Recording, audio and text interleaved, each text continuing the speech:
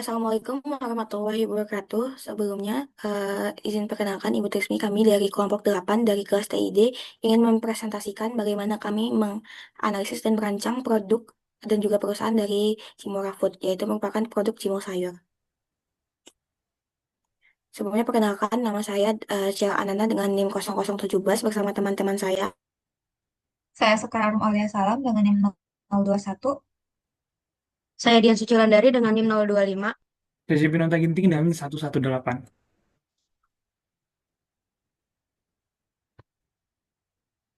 Yang pertama itu adalah bab 1 pendahuluan.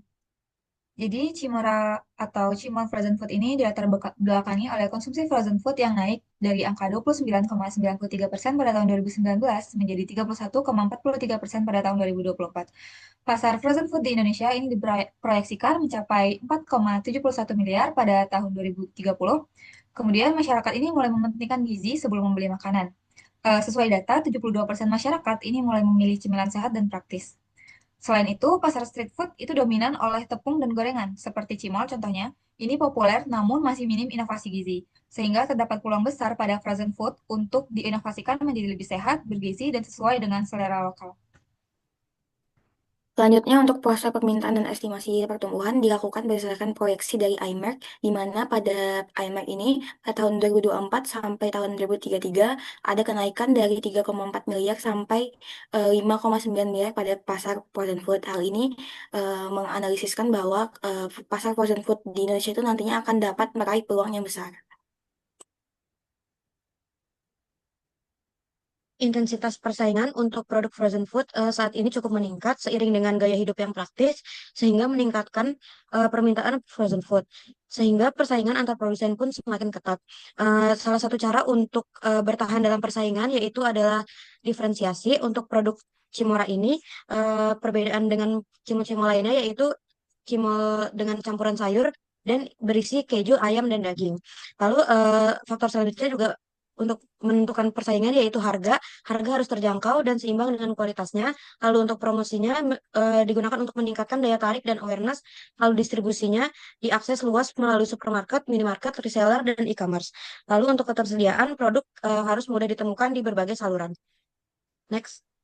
Ini adalah aspek ekonomi, yang mana ada aspek lingkungan, sosial, dan konsumen juga. Yang pertama adalah aspek ekonomi, di mana biasanya dari aspek ekonomi, perusahaan ini akan membuka lapangan pekerjaan, khususnya bagi UMKM lokal. Dari lingkungan biasanya akan membangun produksi ramah lingkungan dan mengembangkan sustainability. Dan juga dari aspek sosial, itu adalah mendorong kebanggaan dari kuliner tradisional, dan juga cemilan praktis dan sehat. Dan yang terakhir adalah aspek konsumen untuk menawarkan makanan yang bernutrisi, dan juga memiliki sertifikasi halal dan memberikan rasa aman dan nyaman bagi konsumen. Selanjutnya yaitu aspek pasar untuk cimol sayur milik Cimara Food ini. Yang pertama itu adalah analisis permintaan pada permintaan total.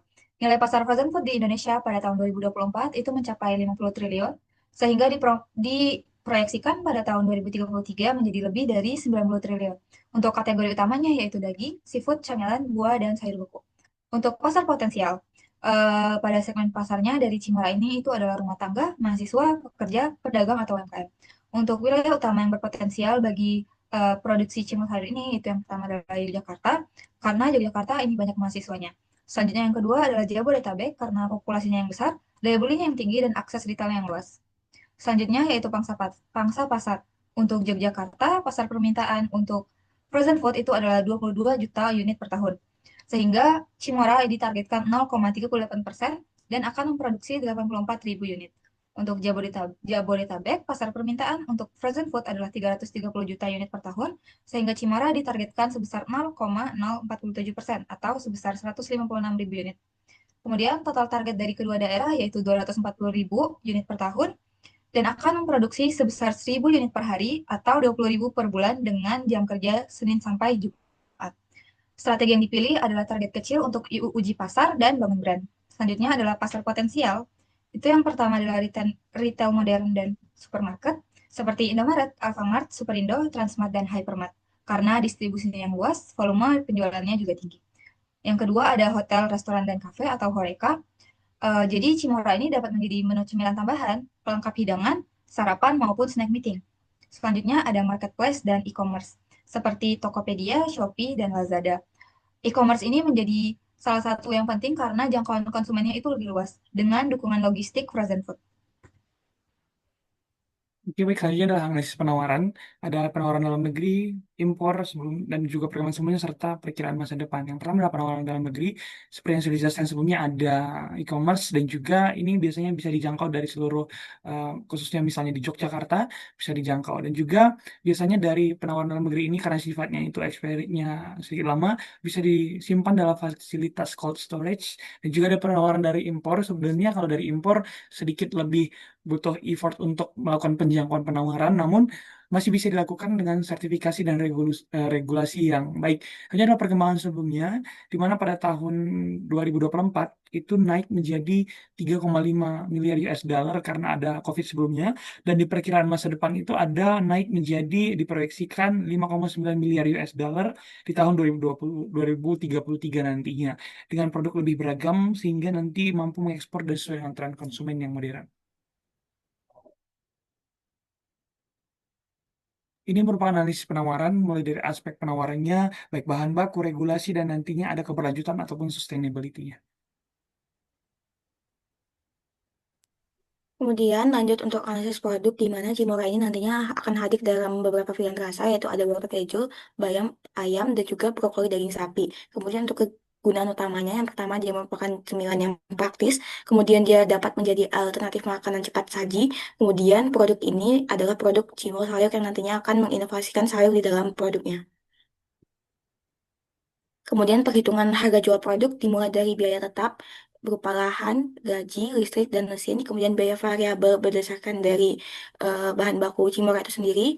Kemudian didapat total biaya dan juga HPP yang nantinya akan menambahkan biaya tetap dan biaya variabel dan didapatkan HPP senilai Rp12.133. Kemudian untuk harga jual produk sendiri nantinya akan menggunakan persentase margin sebesar 40,11% yang nantinya akan mendapatkan angka harga jual sebesar 17.000. Berikut merupakan kemasan dari Cimora yang nantinya akan diluncurkan. Kemudian juga nantinya akan dianalisis product life cycle yang terdiri atas introduction, growth, maturity, dan decline. Di mana pada tahap introduction nantinya akan diperkenalkan produk, kemudian pada tahap growth nantinya akan dilakukan distribusi produk, kemudian pada tahap maturity nantinya akan terus menjaga konsistensi produk itu sendiri. Kemudian ketika sudah mencapai decline pada penurunan produk nantinya akan mulai dilakukan diferensiasi harga ataupun varian dari produk Cimora. Kemudian terdapat juga perbandingan harga tadi di mana tadi ditetapkan harga Rp17.000 di mana harga tersebut masih tetap masuk pada perbandingan harga karena pada perbandingan harga ini diklasifikasikan dari 11.000 sampai 18.500. Kemudian berikut merupakan analisis SWOT dari produk Cimora. Selanjutnya yaitu analisis pasar. Daerah pemasaran untuk produk Cimora ini untuk distribusi offline dilakukan di toko-toko sekitar Jogja, yaitu toko-toko frozen food, minimarket sekitar Jogja seperti Mirota, Superindo, dan Pamela. Lalu untuk distribusi online-nya dilakukan di marketplace seperti Shopee, Tokopedia, dan TikTok Shop. Lalu untuk strategi pemasaran dari segi produk, kami menggunakan bahan baku segar, higienis, dan cita rasa yang unik, lalu kemasan modern dan menarik. Dari segi harganya, kami menyesuaikan daya beli masyarakat Jogja dan harga sudah dibandingkan dengan produk sejenis. Lalu untuk distribusi offline di sekitar Jogja dan online di marketplace dan menggunakan sistem pengiriman ekspedisi berpendingin. Lalu untuk promosi offline dilakukan kerjasama dengan toko lokal, minimarket, dan supermarket. Lalu untuk online dilakukan di media sosial, iklan digital, dan konten kreatif. Lalu untuk perkiraan pemasaran dan penjualan, potensi penjualan di Jogja ini diproyeksikan stabil karena konsumen masyarakat dan keluarga muda menjadi target utama yang jumlahnya terus meningkat. Lalu untuk penjualan online-nya keluar Jogja itu diestimasikan meningkat juga karena didukung penetrasi marketplace yang semakin kuat di kalangan masyarakat urban. Next. Berikut merupakan bill of distribution dari produk Cimora ini. Next. Baik, selanjutnya adalah bab 3 aspek teknis dan produksi. Itu ada aspek teknis, pasar, dan juga manajemen risiko. Aspek teknis itu biasanya berkaitan dengan bahan baku dan juga peralatan yang digunakan. Yang kedua adalah analisis pasar seperti konsumen utama dan juga segmen pasar yang sudah dijelaskan sebelumnya. Dan juga yang terakhir adalah manajemen risiko dan investasi yang muncul karena adanya pesaing, adanya ketersediaan fluktuasi bahan baku, dan strategi operasional. Next. Kemudian ada bahan baku terdiri atas tepung tapioka, terigu, merica garam kaldu jamur, kemudian ada bawang putih, ayam cincong, daging sapi, keju, wortel, brokoli, dan juga ayam. Selanjutnya adalah proses produksi, yaitu mulai dari persiapan bahan, selanjutnya dilakukan blanching sayuran, pembuatan adonan, pembentukan bola cimol. Selanjutnya, next. Selanjutnya juga ada prapemasakan, ada nantinya pengisian, pembekuan, uji kualitas, dan akhirnya di bagian distribusi ataupun penyaluran kepada konsumen. Ini merupakan proses pembuatan cimol secara gambar atau visual. Next. Untuk flowchartnya, inputnya ada alat dan bahan dan juga persiapan, dan outputnya nantinya adalah cimol frozen dalam bentuk kemasan. Next. Untuk OPC itu terdiri dari tiga bagian nanti. Yang pertama adalah bahan kering, sayuran, dan isian yang hasilnya nanti akan disimpan dengan total waktu 243,2 menit dalam satu segmen pembuatan ataupun produksi. Selanjutnya adalah alat dan mesin yang digunakan. Itu terdapat 7. Yang pertama ada mesin persiapan sayur 1 unit, mesin pengaduk adonan 1 unit, lalu kemudian terdapat meja pencetak dan pengisi itu 3 unit, untuk mesin perebus 1 unit, mesin belas chiller 1 unit, mesin belas freezer 1 unit, dan mesin pengemasan 2 unit. Untuk totalnya nanti terdapat 7 unit mesin dan 3 unit meja pencetakan. Ini adalah teknologi yang diterapkan boleh dibaca pada slide tadi. Selanjutnya peralatan teknis seperti area produksi, fasilitas teknik, dan juga logistik, dan ada ruang istirahat.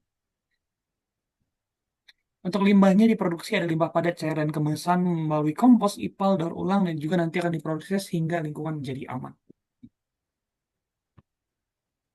Untuk lokasi pabrik sendiri dilakukan dengan metode Brown Gibson. Di sini terdapat 3 alternatif yang digunakan, yaitu Sleman, Bantul, dan Kulon Progo. Next. Nah, pertama di sini terdapat faktor objektif dan faktor subjektif yang digunakan, di mana faktor objektif ini terdiri dari upah pekerja dan biaya bahan bakar. Lalu untuk faktor subjektifnya terdiri dari ketersediaan bahan baku, akses transportasi, dan kualitas air. Next. Lalu di sini terdapat perhitungan faktor objektif. Di sini untuk skor Sleman yaitu 0,331, untuk Bantul 0,343, dan untuk Kulon Progo 0,326. Next. Dilakukan juga perbandingan dari kuesioner yang dilakukan oleh 3 responden. Di sini pertama-tama dibandingkan antar faktor yang setelah dilakukan oleh 3 responden, hasilnya adalah sebagai berikut. Next. Kemudian dibandingkan juga perbandingan ketersediaan bahan baku yang dilakukan oleh 3 responden tersebut juga. Next. Yang berikut merupakan perbandingan akses transportasi. Next. Dan berikut merupakan perbandingan kualitas air. Next. Lalu ini merupakan hasil akhir dari dari faktor subjektif. Lalu didapatkan hasil akhir LPMI, dan di sini Sleman merupakan lokasi yang terpilih untuk pabrik Cimora. Next. Selanjutnya berikut adalah gambaran dari layout pabrik dari pabrik Cimol Frozen yang diusulkan untuk Cimora Food, di mana terdapat area produksi, area perkantoran, dan pendukung pabrik lainnya. Kemudian lanjut dilakukan perhitungan BEP di mana di sini menggunakan harga jual tadi Rp 17.000 dan didapat BEP yaitu pada titik 131 unit. Kemudian dilakukan juga kelayakan umur teknis dari perusahaan yang dilakukan selama 5 tahun. Kemudian juga melakukan perhitungan cash flow. Lalu didapatkan kalau misalnya NPV-nya itu mendapatkan hasil yang positif sehingga dapat dikatakan kalau misalnya proyek ini layak untuk dijalankan.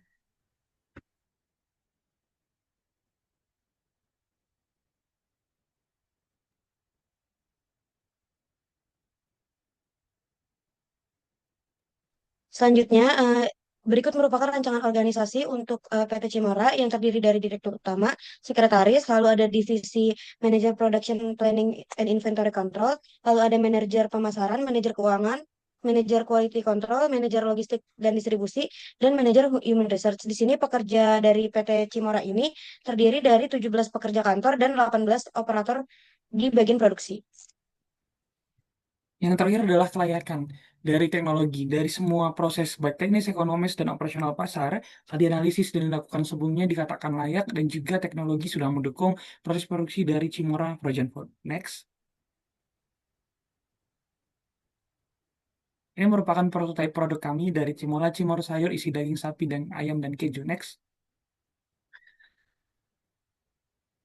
Baik, sekian presentasi dari kelompok kami, kelompok 8. Kurang lebihnya mohon maaf, kami akhiri presentasi kami. Wassalamualaikum warahmatullahi wabarakatuh.